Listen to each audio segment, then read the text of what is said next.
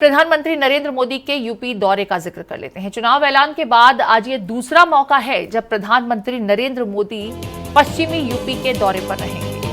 PM Modi Saharanpur में चुनावी rally को संबोधित करेंगे। सुबह तकरीबन 11:30 बजे सहारनपुर में जनसभा को संबोधित करेंगे पीएम। तो प्रधानमंत्री नरेंद्र मोदी का आज यूपी दौरा सुबह 11:30 बजे सहारनपुर से, जहां जनसभा को वो संबोधित करेंगे। ये दूसरा मौका है चुनावी ऐलान के बाद से यूपी के दौरे पर जब पीएम मोदी पहुंच रहे हैं। सहारनपुर में चुनावी रैली करेंगे पीएम मोदी। सुबह 11:30 बजे सहारनपुर में जनसभा करेंगे तो गाजियाबाद में 5:15 बजे मेगा रोड शो भी उनका होगा। इसके अलावा दोपहर में राजस्थान में भी जनसभाएं करते देखे जाएंगे प्रधानमंत्री नरेंद्र मोदी। तो ये देखिए, हम आपको लगातार दिखा रहे हैं कि किस तरीके से अब की बार 400 पार के मिशन पर लगातार बीजेपी के दिग्गज चेहरे। एक तरफ यूपी की 80 सीटें, जिसके लिए यूपी सीएम के साथ साथ प्रधानमंत्री नरेंद्र मोदी हर संभव कोशिश करते दिखाई दे रहे हैं। जगह जगह उनकी हुंकार भरते इन्हें देखा जा सकता है।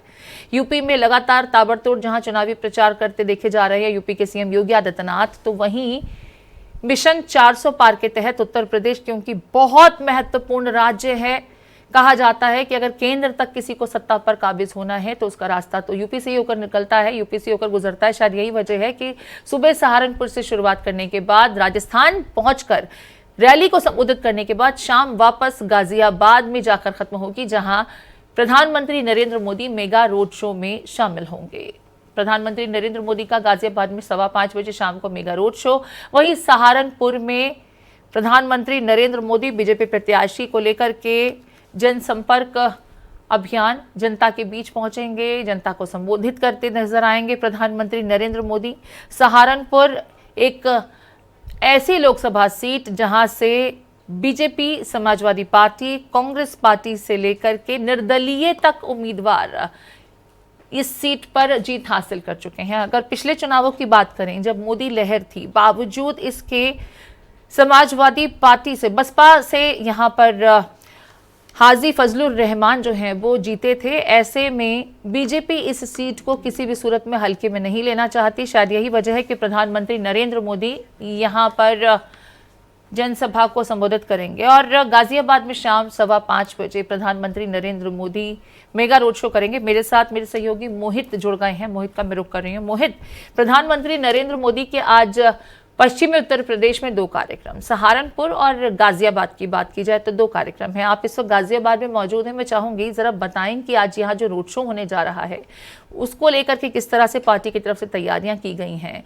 गाजियाबाद हालांकि एक ऐसी सीट जहां से बीजेपी के जनरल वीके सिंह जीतते रहे, लेकिन इस बार यहां से उनका टिकट कट गया है। दूसरे चेहरे को पार्टी ने उम्मीदवार बनाया है। जरा बताएं तैयारियों को लेकर के और आज के कार्यक्रम को लेकर।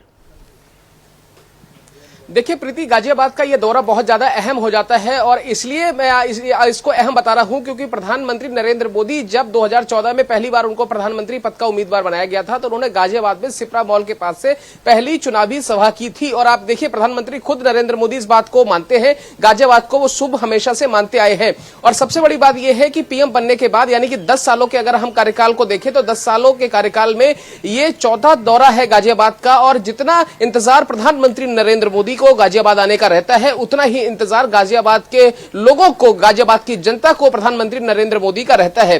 प्रधानमंत्री नरेंद्र मोदी हमेशा से ये कहते आए हैं कि गाजियाबाद से उनका प्रेम है, स्नेह है और गाजियाबाद के लोग भी इस बात को समझते हैं। 2019 में उन्होंने हिंडन एयरपोर्ट दिया, आपने देखा आरएलटीएस की सौगात दी। और आप देखिए, जो मेरठ से लेकर और गाजियाबाद के बीच में जो रैपिड मेट्रो है वो चलनी भी शुरू हो गई है। तो चाहे फिर वो हिंडन एयरपोर्ट की बात हो, रैपिड मेट्रो की बात हो, या फिर कनेक्टिविटी हो, रोड हो, हाईवे हो, या फिर आपने देखा कि दूसरे जो बड़े हाईवे हैं, जो कुंडली मानेसर पलवल आपने हाईवे देखे जो गाजियाबाद के सराउंडिंग्स हैं, ऐसी तमाम बड़ी हजारों हजार करोड़ की परियोजनाएं गाजियाबाद के लोगों को मिली है। यही वजह है कि प्रधानमंत्री नरेंद्र मोदी आज जब 5:15 बजे गाजियाबाद से अपने रोड शो की शुरुआत करेंगे तो उस वक्त गाजियाबाद के लोगों को इस बात की उम्मीद होगी कि प्रधानमंत्री के पिटारे से जरूर कुछ ना कुछ निकलेगा। अब मैं आपको बताऊं कि अंबेडकर रोड पर मालीवाड़ा चौक से लगाकर चौधरी मोड़ तक प्रधानमंत्री नरेंद्र मोदी का ये रोड शो प्रस्तावित है। इसके लिए वो सबसे पहले हिंडन एयरपोर्ट पहुंचेंगे, उसके बाद वो सीधे मालीवाड़ा चौक से इस रोड शो की शुरुआत करेंगे और ये रोड शो आगे चल के चौधरी मोड़ तक जाएगा। जनता जनार्दन जो रोड के दोनों तरफ खड़े होंगे वो प्रधानमंत्री का दीदार कर सकेंगे लोग हमेशा। और देखिए एक बात समझनी पड़ेगी प्रीति, गाजियाबाद से दिल्ली की कोई दूरी ज्यादा नहीं है। अमूमन हम देखें तो लगभग 45 से 48 किलोमीटर है प्रधानमंत्री आवास से गाजियाबाद की दूरी, लेकिन बावजूद उसके ये कई मर्तबा संभव नहीं हो पाया कि और गाजियाबाद के लोग इस बात के लिए भी महरूम रहते हैं कि वो प्रधानमंत्री का दीदार अक्सर नहीं कर पाते हैं। लेकिन प्रधानमंत्री हैं, व्यस्तताएं ज्यादा हैं, लेकिन जब भी जाते हैं गाजियाबाद के लिए कुछ ना कुछ देकर आते हैं, लुटा कर आते हैं। ठीक है, यहां से बीजेपी ने अतुल गर्ग को इस बार मौका दिया है, अपना प्रत्याशी घोषित किया है। इससे पहले जनरल वीके सिंह यहां से 2 मर्तबा जीतते आए हैं।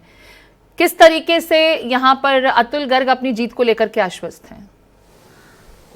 जी देखिए, गाजियाबाद से अगर हम अतुल गर्ग की बात करें तो इससे पहले आपने देखा कि वो अतुल गर्ग वहां से सिटिंग विधायक भी हैं और इससे पहले भी वो कई बार जीतते आए हैं। और दूसरी बात यह है कि उनके साथ जो व्यापारी वर्ग है, जो कहीं ना कहीं जो बनिया वर्ग है, वो हमेशा से हार्डकोर वोटर कहा जाता है। सवर्ण वर्ग हमेशा से बीजेपी के साथ खड़ा रहा है और बीजेपी भी इस बात को जानती है। अतुल गर्ग अपना एक उनका जनाधार है, वो एक मोटी छवि वाले नेता है, जमीनी आधार वाले नेता है, कभी किसी विवाद में पड़े नहीं। यही वजह थी कि अतुल गर्ग को, और खासतौर पर अतुल गर्ग ही नहीं, अगर हम यूपी की 80 सीटों पर हम निगाह डालें तो हमने देखा है पहली ही लिस्ट में बीजेपी ने जो 51 उम्मीदवार घोषित किए थे उसमें से सिर्फ 4 लोगों के टिकट बदली किए थे, बाकी 47 टिकट पे बीजेपी ने सेम रिपीट किए थे। यानी कि आप ये समझ लीजिए कि राज्य इकाई ने जो नाम ऊपर भेजे, केंद्रीय नेतृत्व ने उस पर मुहर लगा दी। यानी कि बीजेपी को अभी भी अपने जो लोकल लीडरशिप है, जो अपने जो क्षेत्रीय कार्यकर्ता है, जो कार्यकर्ता संगठन के लिए काम करते आए हैं, उनके ऊपर भरोसा बीजेपी ने जताया। यही वजह है कि अतुल गर्ग को इस बार लोकसभा के लिए उम्मीदवार बनाया गया। और आप देखिए इसका मतलब, मेरे सहयोगी कमलेश मेरे साथ सहारनपुर से जुड़ गए हैं। कमलेश का मैं रुख कर रही हूं। कमलेश,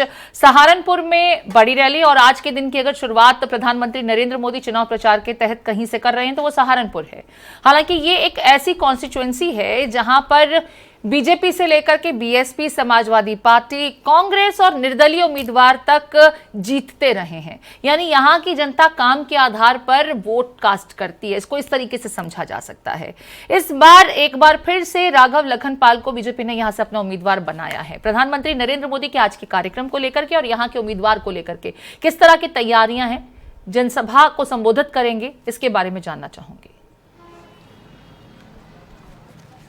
देखिए, निश्चित रूप से आपने कहा कि यहाँ की जो कंस्टिट्यूंसी है बेहद संवेदनशील भी है और बहुत दिलचस्प इसमें मामले में कि 5 बार कांग्रेस के, 3 बार बीएसपी के और 3 बार बीजेपी के सांसद यहाँ से निर्वाचित हुए हैं।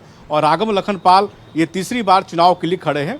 2014 के लोकसभा चुनाव में राघव लखनपाल जीत के आए थे, लेकिन 2019 में उनको बीएसपी कैंडिडेट से हार का सामना करना पड़ा था। इस बार फिर पार्टी ने उन पर भरोसा जताया है। लेकिन खास बात है कि जो कंस्टिट्यूंसी है वेस्टर्न यूपी का बेहद ही महत्वपूर्ण कंस्टिट्यूंसी है, बेहद प्रतिष्ठित और बेहद संवेदनशील इलाका है। क्योंकि जो वेस्टर्न यूपी में जो 8 लोकसभा कंस्टिट्यूंसी है, जिसका जो पहले फेज में जहां मतदान होना है, अगर ये पार्टी कहा जाता है कि अगर ये 2014 वाली अगर रिजल्ट इन कंस्टिट्यूंसी में पार्टी दोहराती है तो निश्चित रूप से इसका खासा प्रभाव पड़ेगा देश पर, प्रदेश पर ही नहीं, पूरे देश में भी असर पड़ेगा। अगर 2019 वाला फार्मूला दोहराती है बीजेपी तो उसका निगेटिव असर पड़ेगा। तो इस मामले में जहां तक राघव लखनपाल की बात है, चूंकि यहाँ कमोबेश जो वोटिंग होती है वो जातिगत आधार पे होती है, चूंकि 41% आबादी यहाँ की मुस्लिम आबादी है, बाकी रेस्ट जो हिंदू मत है और उसमें भी ओबीसी और अन्य वर्गों बटा हुआ है। क्योंकि ये